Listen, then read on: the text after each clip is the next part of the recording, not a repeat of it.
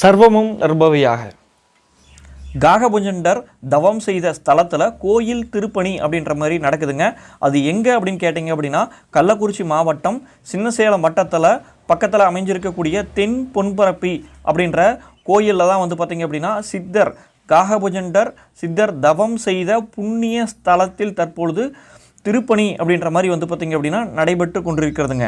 இந்த கோயிலுடைய சிறப்பு அம்சம் அப்படின்னு பார்த்தீங்கன்னா, இந்த கோயில் 1300 ஆண்டுகளுக்கு முன்பே காகபுஜண்டர் சித்தர் தன்னுடைய கடுமையான தவத்தால் சிவனை வழிபட்டதாகவும், அந்த 16 ஆண்டுகள் அப்படின்றது சிவனுடைய லிங்கத்தில் 16 முகங்கள் அப்படின்ற மாதிரி பார்த்தீங்கன்னா அமைஞ்சிருக்குங்க.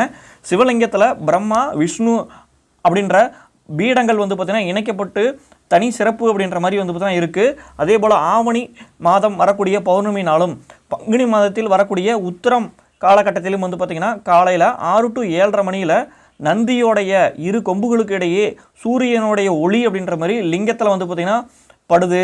அதை மக்கள் அப்படின்ற மாதிரி பார்த்திங்கன்னா அதிசயமாக பார்க்குறாங்க இந்த ஊரில். கோயிலுடைய ஈசானிய மூலையிலேயே பார்த்திங்க அப்படின்னா காகபுஜண்டருடைய ஜீவ சமாதியும் பார்த்திங்கன்னா இந்த கோயிலில் அமைஞ்சிருக்கிறதுனால இந்த ஸ்தலம் பார்த்திங்கன்னா சக்தி வாய்ந்த ஒரு ஸ்தலம் அப்படின்ற மாதிரி பார்த்திங்கன்னா கருதப்படுதுங்க. மேலும் இந்த ஸ்தலத்தோட சிறப்பு அப்படின்னு என்னன்னு பார்த்தீங்க அப்படின்னா, ராகு கேது தோஷம் உள்ளவர்கள், திருமண தடை உள்ளவர்கள், குழந்தை பாக்கியம் இல்லாதவர்கள், அதே போல் தங்களுடைய குழந்தைகள் சரியாக படிக்கலை அப்படின்னு சொல்லக்கூடிய நபர்களும் இந்த ஸ்தலத்துக்கு முறையான பிரார்த்தனை அப்படின்ற மாதிரி செய்யும் பொழுது சித்தருடைய சக்தி வாய்ந்த அருளால் கூடிய விரைவிலேயே அதுக்கு உண்டான பலன் அப்படின்ற மாதிரி கிடைக்கிறதா பொதுமக்கள் பார்த்திங்க அப்படின்னா சொல்கிறாங்க.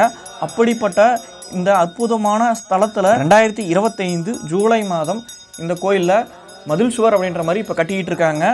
மேலும் கோயில் திருப்பணி நிகழ்வுகள் பார்த்திங்கன்னா முழு வீச்சில் நடைபெற்று இருக்கிறது. பக்தர்களும் அர்ச்சகர்களும் இணைந்து இந்த புனித வேளையில் ஆவலுடன் செஞ்சுக்கிட்டு இருக்காங்க.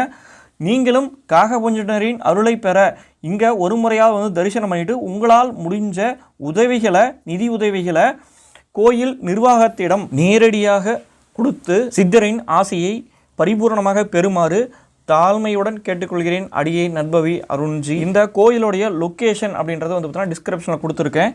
நீங்கள் அந்த மேப் வழியாகவும் பார்த்தீங்கன்னா கோயிலுக்கு நேரடியாக வரலாங்க. இது போன்ற ஆன்மீகம் சம்பந்தமான வீடியோக்களுக்கு நமது சர்வமும் நற்பவியாக யூடியூப் சேனலை ஃபாலோ பண்ணுங்கள்.